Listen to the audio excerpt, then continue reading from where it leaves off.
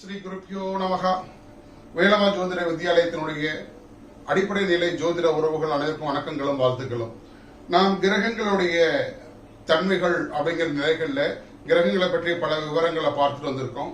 இதுல ஸ்தான பலம் என்கின்ற அடிப்படையில ஒரு கிரகமானது ஒரு ராசி மண்டலத்துல 7 வகையான ஸ்தான பலங்களை பெறும் அப்படிங்கிற அடிப்படையில ரொம்ப நீண்ட நெடிய விளக்கங்களை பார்த்திருக்கோம்.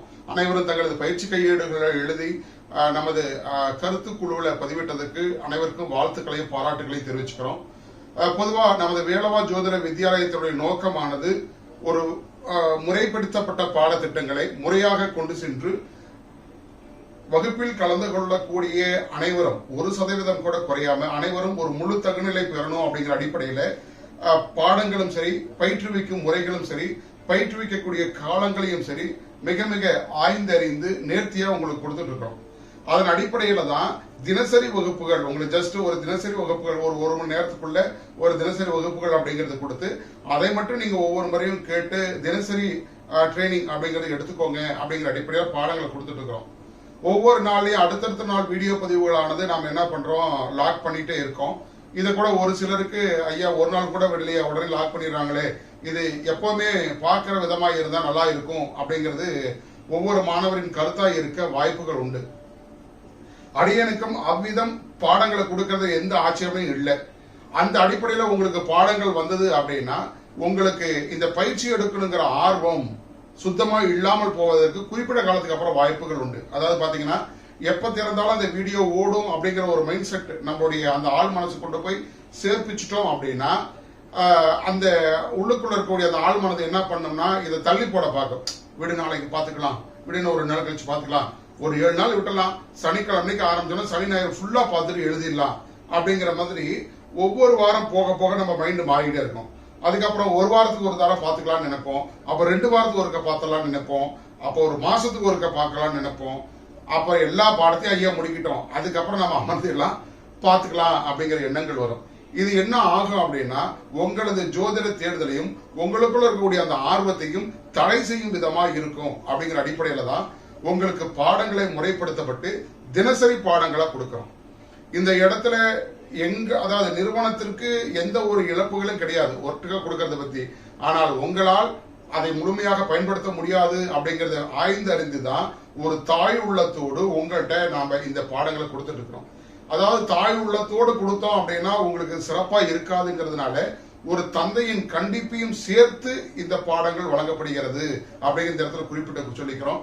அதனால ஒவ்வொரு தினங்களுக்கான பாடங்களை அந்தந்த தினங்கள்ல பார்த்துருங்க. ஒருவேளை பார்க்க முடியல அப்படின்னா ஒண்ணு கவலைப்பட வேண்டாம். நீங்க விடுபட்ட பாடங்கள் எப்ப கேட்டாலும் திரும்ப உங்களுக்கு வழங்க நமது நிறுவனம் தயாராக இருக்கிறது. ஒரு நாள் பார்க்காம விட்டுட்டோம், இனிமேல் பார்க்கவே முடியாதெல்லாம் நீங்க எந்த ஃபீல் பண்ண வேண்டாம். ஒருவேளை சுவாமி நான் நேற்று தினம் பாடங்களை பார்க்க முடியல அல்லது 4 நாளைக்கு முன்னாடி பாடங்களை பார்க்க முடியல, இந்த மாதிரி ஒரு சூழல் இருந்ததுன்னா நீங்க நம்ம நிறுவனத்தை தொடர்பு கொண்டுட்டு எனக்கு இந்த மணியில இந்த டயத்துல எனக்கு இந்த பாடங்களை ஓபன் பண்ணி கொடுங்க நான் பாக்குறேன்னு சொன்னீங்கன்னா நீங்க கேட்கும் நேரத்திற்கு நாங்கள் பாடங்களை உங்களுக்கு வழங்க தயார். சரியா? அதனால எந்த இடத்துல நீங்க கலங்க வேண்டாம். ஒருவேளை இதுவரைக்கும் நீங்க பாடங்கள் பார்க்காம கூட இருந்திருக்கலாம், இப்ப நடத்திய பாடங்கள் ஒரு சில பாடங்கள் பார்க்காம கூட அது முடக்கப்பட்டு இருந்தது அப்படின்னா நீங்க தாராளமா என்ன பண்ணலாம்னா அடியனுடைய இன்பாக்ஸ் அல்லது அலுவலர் அப்படிங்கிறவங்க உங்க குரூப்ல வந்து தினசரி அந்த வகுப்புகளை போட்டுட்டு இருக்காங்க இல்லையா, அவங்களுடைய இன்பாக்ஸ் கூட போயிட்டு அம்மா இப்படி நான் வந்துட்டு இந்த 4வது நாள் அதாவது கிரகங்கள் அப்படிங்கிற அத்தியாயத்துல 7வது வீடியோ 8வது வீடியோ 9வது வீடியோ நான் பார்க்கல, அல்லது ராசி மண்டலம் அப்படிங்கிற தலைப்புல 5வது வீடியோ 6வது வீடியோ பார்க்கல, அல்லது அடிப்படை 1 அத்தியாயம் ஜோதிடம் அப்படிங்கிற தலைப்பிலான அந்த பாடங்கள்ல இந்த வீடியோ பார்க்கல அப்படிங்கிற மாதிரி உங்களுக்கு எந்த வீடியோ வேணுமோ அந்த வீடியோவோட நம்பர்ஸ் எல்லாமே நம்பர் கொடுத்துட்டே வர முடியாது 1 2ன்ட்டு அந்த தலைப்பு அந்த நம்பர் மட்டும் சொல்லிட்டு நான் இன்று முழுவதும் ஃப்ரீயா இருக்கேன், எனக்கு காலையில ஓபன் பண்ணி கொடுங்கன்னா காலையில ஓபன் பண்ணி கொடுத்துருவாங்க. இல்ல இன்னைக்கு சாயங்காலம் 6 மணிக்கு ஃப்ரீ ஆவேன், இரவு நான் பாத்துறேன், எனக்கு மாலை 6 மணிக்கு ஓபன் பண்ணி கொடுத்தீங்கன்னா போதுன்னா மாலை 6 மணிக்கு ஓபன் பண்ணி கொடுத்துருவாங்க. அதனால ஒருவேளை பாடங்கள் விடுபட்டு இருந்தா எந்த ஒரு தயக்கமும் ஒரு சங்கடமும் கொள்ள வேண்டாம். நிச்சயம் மீண்டும் உங்களுக்கு அந்த பாடங்கள் வழங்கப்படும். இல்ல பார்த்து முடிச்சுட்டு கூட மறுபடியும் பார்க்கணும் விருப்பப்பட்டாலும் நீங்க கேளுங்க, திரும்ப உங்களுக்கு தருகிறோம். அதனால நமது நிறுவனத்துடைய நோக்கம் ஜோதிடம் அறிந்த மானுடம் செய்ய வேண்டும்.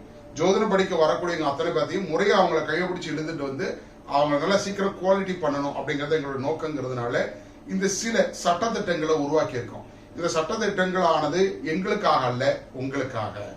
அதனால அதை கொஞ்சம் புரிந்து கொண்டு அதுக்கு கொஞ்சம் ஒத்துழைப்பு நல்க வேண்டுமா கேட்டுக்கிறோம். ஆகவே இதை நான் நீண்ட நாளா சொல்லணும்னு நினைச்சிருக்கிறது பாடத்திலே போயிட்டு இருந்ததுனால இன்றைய தினம் இந்த கருத்தை உங்களுக்கு வலியுறுத்த வேண்டியதா இருக்கு. மகிழ்ச்சி. சரி, இப்ப நம்ம கிரகங்கள் அப்படிங்கிற தன்மைகளை, கிரகங்களோட தோட்டம், கிரகங்களை பற்றிய தன்மைகள் அப்படிங்கறதுல ஆட்சி, உச்ச, நட்பு, பகை, நீசம், சமம் இதெல்லாம் ஒரு 7 வகையான ஸ்டேஜஸ் பார்த்துட்டு வந்துட்டோம். இனி அடுத்து நாம பார்க்கக்கூடியது என்ன அப்படின்னா, இந்த உச்சம் அப்படிங்கிற ஒரு நிலையில மேலும் சில விளக்கங்கள் உங்களுக்கு சொல்ல வேண்டியது இருக்கு. உச்சம்னா நாம என்னன்னு சொன்னோம், ஒரு குறிப்பிட்ட கோள் ஒரு பூமிக்கும் அந்த கோளுக்கும் மிக நெருங்கிய இடம், அந்த ஸ்டேஜ் வரும்போதுதான் அது உச்சம்ங்கிற வார்த்தையை சொன்னோம் இல்லையா. ரொம்ப நெருங்கி வந்து ரொம்ப அதனுடைய வைப்ரேஷன் பூமிக்கு முழுமையா கிடைக்கக்கூடிய காலம் தான் உச்சம் அப்படின்னு சொன்னோம் இல்லையா. அப்போ ஒரு ராசி என்பது 30 பாகைகள் கொண்டது. ஒரு ராசியினுடைய அளவு எவ்வளோ? 30 பாகைகள் இருக்கு. அப்போ 30 பாகைகள் கொண்ட ஒரு ராசியில ஒரு கோள் பயணிக்கும் பொழுது 30 பாகையுமே அந்த கோள் பக்கத்தில் நெருங்கி இருக்குமா அப்படின்னா அந்த இடத்துல கொஞ்சம் கொஸ்டின் வரும். அப்ப 30 பாகையும் அந்த கோள் நெருங்கி இருக்காது, கட்டாயம் நெருங்கி வந்து விலகி போகும். அப்ப எவ்வளவு தூரம் நெருங்கி வந்து விலகி போகிறது, அதாவது இந்த பூமி இருக்கு அனுச்சுக்கோங்க, பூமி கிட்ட இந்த கோள் அப்படியே வரும்பொழுது மிக அருகாமையில வந்து அப்படி தொலைவில் போகும். அப்ப ரொம்ப டிஸ்டன்ஸ், ரொம்ப நெருங்கிய டிஸ்டன்ஸ் வரும்போது அது என்ன டிகிரியில இருக்கு, அந்த கோள் என்ன டிகிரியில இருக்குங்கிறத எக்ஸாக்டா துல்லியமா பார்ப்பதற்கான நிலையை பத்தி பார்க்க போறோம். அதாவது இப்ப பேசக்கூடிய இந்த கண்டென்ட் உயர்நிலை முதுநிலையில கொடுக்கக்கூடிய கண்டென்ட், உயர்நிலை முதுநிலை மாணவர்கள் கொடுக்கக்கூடிய இந்த தலைப்பை நாம் இப்பொழுது அடிப்படை நிலை மாணவர்களுக்கு கொடுக்கிறோம். இப்போதைக்கு இதை சும்மா புரிஞ்சு மட்டும் வச்சுக்கோங்க. இதை கொண்டு எப்படி அடுத்தடுத்த பலாபலன் எடுக்கிறதெல்லாம் பலாபலன் வகுப்புல நம்ம பார்த்துக்கலாம். சரியா? ஓகே. இப்ப பாத்தீங்கன்னா சூரியன் அப்படின்னு சொல்லக்கூடிய கோள், சூரியன் சொல்லக்கூடிய கோள் மேசத்துல உச்சமாகறான்னு தெரியும். மேசத்துல உச்சமாகக்கூடிய சூரியன் எத்தனை பாகையில மிக நெருங்கி வருகிறார் அப்படின்னு பாத்தீங்கன்னா, சூரியனுடைய அதி உச்ச பாகை அப்படிங்கிறது மேசராசியில 10 பாகை. மேசராசியில 10 பாகையில் இருக்கும் பொழுது அவர் என்ன ஆகிறார், சூரியன் ரொம்ப அதி உச்சம். அதாவது பாத்தீங்கன்னா இது பேரு பரம உச்சம் அப்படின்னு பேரு. பரம உச்சம், பரம உச்சம் அப்படின்னாலும் அதி உச்சம் அப்படின்னாலும் ஒண்ணுதான், ஒண்ணு கவலைப்பட. பரம உச்ச பாகைன்னு சொல்லுவாங்க, அதி உச்ச பாகைன்னு சொல்லுவாங்க. சரியா? அப்ப சூரியன் அப்படிங்கிறவர் 10 டிகிரி வரும் பொழுது என்ன ஆகிறார், பரம உச்சம் அடைகிறார். அப்ப 10 டிகிரியில அதிக பரம உச்சம் ஆகும் பொழுது அதுக்கடுத்து இங்க துலாம்ங்கிற ராசியில எந்த டிகிரியில நீசம் ஆகும் பொழுது பரமநீச பாகை எவ்வளோ அப்படி பாத்தீங்கன்னா அந்த இடத்துலயும் அவர் அடையக்கூடிய பாகை 10 பாகை தான். அதாவது 10 பாகையில அதி உச்சம் ஆகிற மாதிரி இங்க 10 பாகையில அதி நீசம் அடைகிறார் சூரியன். நல்லா புரியுதானே? இது நீசம், இது என்னது, நீசப்பாகை, இது உச்சப்பாகை. ரைட்டா? ஓகே. அப்ப அதி உச்சம் பரம உச்சம்ங்கிற மாதிரியே அதி நீசம், அதி நீசம், பரம நீசம், அதிநீசம் பரமநீசம் அப்படின்னு 2 பிரிவுகள் உண்டு. இப்போ பரமநீசம் அப்படின்னு சொல்லக்கூடிய அமைப்பு பாத்தீங்கன்னா 10 பாகை. என்ன சுவாமி சொல்றீங்க, இங்க துலாம் ராசியில 10 பாகை எப்படி வரும் உங்களுக்கு? ஒரு ராசிக்கு 30 தானே சொல்லி கொடுத்தீங்க. அப்ப துலா ராசி வரும்போது துலா ராசியில 10 பாகை மட்டும் எப்படி எடுத்தீங்க அப்படின்னு உங்ககிட்ட கேட்கறது, அடியானுடைய காதல கேட்கறது. ஆக்சுவலா இந்த இடத்துல 10 பாகை என்பது இந்த ராசியினுடைய 30 பாகையில 10 பாகை. இந்த ராசியினுடைய துவக்க பாகை எவ்வளவு அப்படின்னு பாத்தீங்க அப்படின்னா, ஒரு ராசிக்கு 30 பாகையா, 30, 60, 90, 120, 150, 180, 180 பிளஸ் 30. அப்ப ஆக்சுவலா இங்க என்ன பாகை, 190 பாகையில சூரியன் என்ன ஆகிறாரு, நீசம் அடைகிறார். புரிஞ்சுக்கலாமா? இங்க 10 பாகை தான். இங்க 10 பாகையில அதி உச்சமாகக்கூடிய சூரியன் இங்க 190 பாகையில நீசமாகிறார், அல்லது 10 டிகிரியில் நீசமாகிறார். ராசி பாகையில 10. இன் ஃபியூச்சர்ல ராசி பாகைங்கிறது நமக்கு தேவை, டோட்டல் பாகைங்கிறது நமக்கு தேவைப்படும். இருந்தாலும் இதை நாம பிரிக்கிறதுக்கு தெரிஞ்சுக்கணும். ஓகேவா? சரி. அப்ப சூரியனுடைய பரம உச்சம் பரம நீசம் அப்படிங்கறது புரிஞ்சிருப்பீங்கன்னு நினைக்கிறேன். இதுல ஏதாவது டவுட் இருந்தாலும் மீண்டும் இந்த வீடியோவை கேட்டீங்கன்னா உங்களுக்கு தெரிஞ்சிடும். சரியா? ஓகே. சரி, இந்த பரம உச்சம் பரம நீசம் வச்சுட்டு என்ன பண்ண போறோம் அப்படின்னா, ஒரு கோள் நீசம் விட்டுட்டாலும் முழுமையான நீச பலத்துல இருக்கா, ஒரு கோள் உச்சம் பெற்றுட்டாலும் முழுமையான அந்த கோள் உச்ச பலத்துல இருக்கா அப்படின்னு நம்ம பார்க்கறதுக்கு இந்த பரம உச்சம் பரம நீசம் நமக்கு தேவைப்படும். அப்ப பாத்தீங்கன்னா ஒரு சிலருக்கு உச்சம் பெற்ற கோள் பலமே கொடுத்திருக்காது, பலாபலன்ல பெரிய பலம், எனக்கு எல்லாம் அந்த கோள் உச்சம் இந்த கோள் உச்சம் பாரு, ஆனா பெருசா அதனுடைய சிம்டம்ஸ் இருக்காது. அதே போல ஒரு சிலருக்கு ஒரு சில கோள்கள் நீசமாயிருக்கும், அந்த நீசமானவருக்கு எனக்கு நீசமான அளவு பாதிப்பு இல்லைங்க, நான் சமாளிச்சுட்டு தான் இருக்கேன், நல்லா தான் இருக்கேன் அப்படின்பாரு. அப்ப நீசமான தன்மையும் பெருசா வேலை செய்யாம இருக்கும். அப்ப உச்சம் நீசம் இங்க வேலை செய்யலையாங்கிற ஒரு கேள்வி நமக்கு வரும் இல்லையா? அப்ப நம்மளுக்கு இந்த பரம உச்சம் பரம நீசம் என்பது தேவைப்படும் அப்படிங்கிறது புரிஞ்சுக்கோங்க. சரியா? அப்ப பரம உச்சம்னா என்ன, பரம நீசம்னா என்ன அப்படிங்கிற ஒரு விளக்கத்தை இப்ப நாம கொடுத்திருக்கோம். ரைட்டா? ஓகே. அதுக்கு அடுத்தது இந்த பரம உச்சம் பரம நீசம் அப்படிங்கிற நிலையை தாண்டி அடுத்தது சந்திரன் அப்படிங்கிற கோளை எடுத்துக்கலாம். சந்திரன் அப்படின்னு சொல்லக்கூடிய கோளானது எங்க உச்சமாவார்? ரிஷபத்துல இல்லையா? ரிஷபத்துல அவர் உச்சமாகக்கூடிய அளவு அப்படிங்கிறது பாத்தீங்கன்னா வெறும் ராசி பாகை 3. சந்திரனுடைய உச்ச பாகை என்பது ராசி பாகையில வெறும் 3 டிகிரியில என்ன ஆகிறாருன்னா உச்சமாகிறார். மறுபடியும் இங்க 3 பாகை மட்டும் சொல்றோம்னா நீங்க ராசியினுடைய அளவு தான் இதை எடுத்துக்கணும். இதனுடைய அளவு, இந்த மேசத்துடைய அளவு இதோட ஆட் பண்ணிட்டீங்கன்னா 33 பாகை வரும். அதாவது இது ராசி மண்டல பாகை என்பது 33 டிகிரி, ராசியினுடைய பாகை என்பது வெறும் 3 டிகிரி. அப்ப 3 டிகிரியில் என்ன ஆகிறார்? சந்திரன் பரம உச்சம் அடைகிறார். 33 டிகிரியில அவர் பரம உச்சம் அடைகிறார். ரெண்டும் ஒண்ணுதான். ரிஷபத்தில் 3 டிகிரி அல்லது ராசி மண்டலத்தில் 33 டிகிரி. இந்த 3 டிகிரியில் அவர் உச்சமாவதை போன்றே மறுபடியும் விருச்சிகத்தில் எத்தனை டிகிரி நீசமாவார்? அதே 3 டிகிரி. சரியா? அப்ப சந்திரனுடைய பரம நீசம் என்பது 3 டிகிரியில நீசம் அடைகிறார்.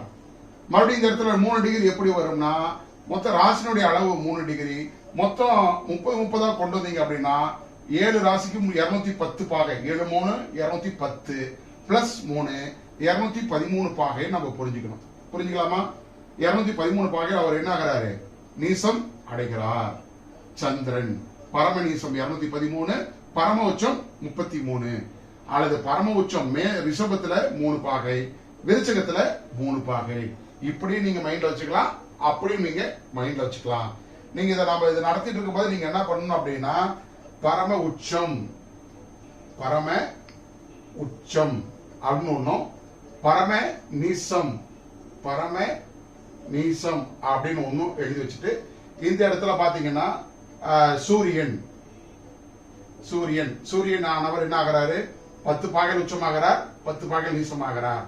சந்திரன் 3 பாகையில உச்சம், 3 பாகையில நீசம். அப்படி கூட நீங்க நோட்ல போட்டு எழுதிக்கோங்க. 3 பாகையில உச்சம், 3 பாகையில நீசம். சந்திரன் எங்க உச்சமாவார் எங்க நீசமாவார் நம்மளுக்கு ஏற்கனவே தெரியும். அப்ப நாம அங்க என்ன பண்ணலாம்? எக்ஸ்ட்ரா அந்த டிகிரிகளை ஆட் பண்ணிக்கலாம். மொத்தமா எடுத்து எழுதும் பொழுது உங்களுக்கு கொஞ்சம் குழப்பம் வரதுக்கு வாய்ப்பு இருக்கிறதுனால ஒரு எளிய வழியை கொடுத்திருக்கேன். ரைட்டா? ஓகே. சூரியன் சந்திரன் பார்த்துட்டோம். அதுக்கப்புறம் செவ்வாய் அப்படிங்கிறவர் என்ன ஆகிறாரு? மகர ராசியில 28 பாகையில உச்சமாகிறார். செவ்வாய் என்பவர் மகர ராசியில 28 பாகை. 28 பாகை அப்படின்னா மகரத்துல எப்போ வருது 28 பாகை? 9வது ராசி தாண்டி 10வது ராசி. 9 ராசிக்கு 30 பாத்தீங்கன்னா 3 27 270 பாகை. 270 பிளஸ் 10 சாரி 270 பிளஸ் 28 298. 298வது பாகையில் என்ன ஆகிறார்? அவரு பரம உச்சம் அடைகிறார். ரைட்டா? அப்ப நீசமாகக்கூடிய பாகை என்னவா இருக்கும்? நீசமாகக்கூடிய பாகை என்பதும் 28 தான். அந்த 28 பாகை என்பது செவ்வாய் வந்து எங்க நீசமாவார்? கடகத்திலே. செவ்வாய் கடகத்துல 28 பாகை நீசமாகும் பொழுது பிளஸ் இந்த இடத்துல கடகத்தினுடைய ஆரம்ப பாகை எவ்வளவு? 30 30 30 90. 90 பிளஸ் 28 மொத்தம் எவ்வளவு ஆகிறது? 118 பாகை. அப்ப செவ்வாயுடைய டோட்டல் பாகை 118 பாகையில என்ன ஆகிறாரு? பரமநீசம் அடைகிறார். ஓகேவா? சரி, அடுத்தது புதன் அப்படிங்கிற கோளை பார்ப்போம். புதன் அப்படிங்கிறவர் எங்க உச்சமாகிறார்? கன்னியில புதன் உச்சம் அடைகிறார். கன்னியில உச்சமாகக்கூடிய புதன் எத்தனை டிகிரியில பரம உச்சம் அடைகிறார் அப்படின்னா, புதனானவர் கன்னியில 15 பாகையில என்னாகிறார்? பரம உச்சம் அடைகிறார். அப்ப 15 பாகை என்பது ஒரு 30 டோட்டல் பண்ணிட்டு வந்தீங்க அப்படின்னா 5 15 6 18 150 டிகிரி ஆரம்பிக்கணும். 150 பிளஸ் 15 165 பாகையில என்ன ஆகிறாரு? பரம உச்சம் புதன் அடைகிறார். அப்போ 165 பாகையில பரம உச்சம்னா நீசமாகக்கூடிய அளவுகளா இருக்கும். அங்கேயும் 15 தான். 15 அப்படிங்கறத நாம என்ன பண்ணணும்? இந்த இடத்துடைய மொத்த மண்டலத்துக்கு இது 330 பிளஸ் 360 30 பாகை இங்க 330ஓட 15 சேர்த்துறீங்கன்னா 345 பாகையில என்ன ஆகிறாங்க? பரம நீசம் அடைகிறார். ஓகேவா? அப்ப செவ்வாய் என்பவர் என்ன டிகிரி? 28 பாகையில பரம உச்சம், 28 பாகையில பரம நீசம். செவ்வாய்க்கு அடுத்து புதன் அப்படிங்கிறவர் 15 பாகையில பரம உச்சம், 15 பாகையில பரம நீசம். புதனுக்கு அடுத்து யாரு இருக்கா? வியாழன் அப்படின்னு சொல்லக்கூடிய குரு. குருவை போடும்பொழுது நம்மளுக்கு ஆல்ரெடி இங்க செவ்வாயோட வீட்டுல தானே செவ்வாய் உச்சம் பெறக்கூடிய இடத்துல குரு நீசமாவார். செவ்வாய் நீசமாகக்கூடிய இடத்துல குரு உச்சமாவார். அப்ப நம்ம என்ன பண்ணணும்? இந்த இடத்துல அந்த கோளுடைய அந்த இதை அழிச்சுதான் ஆகணுங்கிறதுனால இப்ப குருவுக்காக நான் செவ்வாய் அழிக்கிறேன். ரைட்டா? Okay okay. குரு உச்சப்பாகை அப்படிங்கிறது 95. அதாவது பாத்தீங்கன்னா ராசியில வெறும் 5 பாகையில உச்சமாகிறார் குரு. குரு ராசியில 5 பாகையில உச்சமாகிறார். இந்த 5 என்பது ராசி மண்டலங்கள்ல 90 பிளஸ் 30 இந்த கடகம் இல்லையா? அப்ப இங்க 5 சேர்த்துட்டீங்கன்னா என்ன ஆகுது? 95 பாகையில குரு பரம உச்சம் அடைகிறார். சரி, 95 பாகையில பரம உச்சம் அடையக்கூடிய குரு பரம நீச அளவு எவ்வளவு அப்படின்னு பாத்தீங்கன்னா அங்கேயும் நாம 5 பாகை அப்படிங்கறத எடுத்துக்கணும். அப்ப குரு எங்க நீசமாவார்? மகரத்துல இல்லையா? மகரத்துல குரு நீசமாகக்கூடிய அளவு 5 பாகை. இப்ப மகரத்துல ஸ்டார்டிங் டிகிரி எவ்வளவு அப்படின்னு பாத்தீங்கன்னா 9 ராசி தாண்டி 10வது. அப்ப 3 27 270 பிளஸ் 5 275வது பாகையில் என்ன ஆகிறாரு? பரமநீசம் அடைகிறார். பரம உச்சம் 95, பரமநீசம் 275. அப்ப இந்த இடத்துல குருங்கிற இடத்துல நம்ம என்ன போட்டுக்கணும்? 5 பாகை 5 பாகை. ரைட்டா? குருக்கு அடுத்து சுக்கரன் அப்படிங்கிற கோளை பார்க்க போறோம். சுக்கரன் புதனுடைய தொடர்புல வருவாங்க இல்லையா? புதன் உச்சமாகக்கூடிய இடத்துல சுக்கரன் நீசமாவார், சுக்கரன் உச்சமாகக்கூடிய இடத்துல புதன் நீசமாவார். அப்ப புதனை இப்ப அழிச்சிடறோம். அழிச்சிட்டு நாம இப்ப குருவை பார்க்கலாம். சாரி, சுக்கரனை பார்க்கலாம். சுக்கரன் அப்படின்னு சொல்லக்கூடிய கோள் பாத்தீங்க அப்படின்னா அவரு ராசி டிகிரியில 27 பாகையில உச்சமாகிறார். எத்தனை பாகை? 27. சுக்கரனுடைய அதி உச்ச பாகை 27. இது எவ்வளவு? 360 டிகிரி கொண்டதா? 360ங்கிறதுனால இங்க 27 கூட்டிட்டீங்க அப்படின்னா 330 பிளஸ் 27 357 பாகையில சுக்கரன் என்ன ஆகிறார்? பரம உச்சம் அடைகிறார். அப்ப நீசம் என்பது 27 பாகை தானே? நீசம் என்பதும் 27 தானே? 27ங்கும் போது இந்த ராசியினுடைய அளவு எவ்வளவு? 150 பிளஸ் 30 150 பிளஸ் 27 சேர்த்துறீங்கன்னா 177 பாகையில பரமநீசம் அடைகிறார். சுக்கரனுடைய பரமநீச பாகை 177, பரம உச்ச பாகை 357. ஆனா ராசியில 27 பாகையில உச்சம், 27 பாகையில நீசம் அப்படிங்கறத மட்டும் எடுத்துக்கணும். அப்ப சுக்கரன் அப்படிங்கிற கோள் 27 பாகையில உச்சமாகிறார், 27 பாகையில நீசம் ஆகிறார். சுக்கரனுக்கு அடுத்தது யாரு? சனி பகவான் இல்லையா? சனி அப்படிங்கிற கோள் எங்க? சூரியனுடைய தொடர்புல வருவார் இல்லையா? அப்ப சூரியன் உச்சம் பெறக்கூடிய ராசியில சனி நீசமாவார், சனி உச்சம் பெறக்கூடிய ராசியில சூரியன் நீசமாவார். ஆனா நம்ம இப்ப என்ன பண்ணிட்டோம்? சூரியன் இருந்ததை அழிச்சிட்டு சனி இப்ப போட போறோம். சனிங்கிற கோள் பாத்தீங்க அப்படின்னா அவருடைய பரம உச்சம் பரம நீசம் எல்லாமே பாத்தீங்கன்னா வெறும் 10 பாகை, சாரி 20 பாகை அப்படின்னு எடுத்துக்கணும். அப்ப சனி என்பவர் துலாத்துல உச்சமாகிறார் இல்லையா? சனி துலாத்துல 20 பாகையில் என்னாகிறார்? உச்சமாகிறார். 20 டிகிரி துலாம் அப்படிங்கிறது எத்தனையில ஆரம்பிக்கிறது? 6 ராசி 180 பிளஸ் 20 200 பாகைன்னு வச்சுக்கலாம். 200 டிகிரி என்னாகிறாரு? சனி பரம உச்சம் அடைகிறார். இங்க என்ன ஆகிறார்? வெறும் 20 டிகிரியில சனி நீசம் அடைகிறார். சனியினுடைய நீசப்பாகை வெறும் 20 டிகிரி. இங்க ராசி டிகிரி 20 தான், ராசி மண்டல டிகிரியும் 20 தான். அப்ப சனி என்பவர் 20 பிளஸ் 20. அடுத்து யாருக்கா? நிழல் கோள்கள் சொல்லக்கூடிய ராகு கேதுக்கள். இந்த நிழல் கோள்கள் அப்படின்னு சொல்லக்கூடிய ராகு கேதுக்களை பொறுத்த வரைக்கும் அவங்களுக்கு பரம உச்சப்பாகை பரம நீசப்பாகை என்பது இல்லை. அவர் ரிஷபத்துக்கு வந்துட்டாவே அவர் இணைகிறாரு, பலம் இழந்து விடுகிறார். விருச்சத்துக்கு வந்துட்டாவே அவர் பலம் பெற்று விடுகிறார். அப்படி மட்டும் எடுத்துக்கோங்க. அதில் அவர் எந்த டிகிரியில இருந்தாலும் ராகு கேதுக்களுக்கு பரம உச்சம் பரம நீசம் பார்க்க வேண்டிய அவசியம் இல்லை. அப்ப பரம உச்சம் பரம நீசம் என்பது சூரியன் 10 பாகை, சந்திரன் 3 பாகை, செவ்வாய் 28 பாகை, புதன் 15 பாகை, குரு 5 பாகை, சுக்கிரன் 27 பாகை, சனி 20 பாகை. இது மட்டுமே. இதான் பரமோச்சம் பரமநீசம். உங்களுக்கு பாட புக்லையும் அதுக்கான விளக்கங்களும் வரைபடமும் கொடுத்திருக்கோம். மேற்கொண்டு உங்களுக்கு விளக்கங்கள் அடங்கிய ஆடியோ வீடியோ பதிவு கொடுத்திருக்கோம். இதை கொண்டு வைத்துக் கொள்ளுங்கள். எதிர்வரும் காலங்களில் இதை நாம் எப்படி பயன்படுத்தலாங்கிறத பார்ப்போம். நன்றி, வணக்கம்.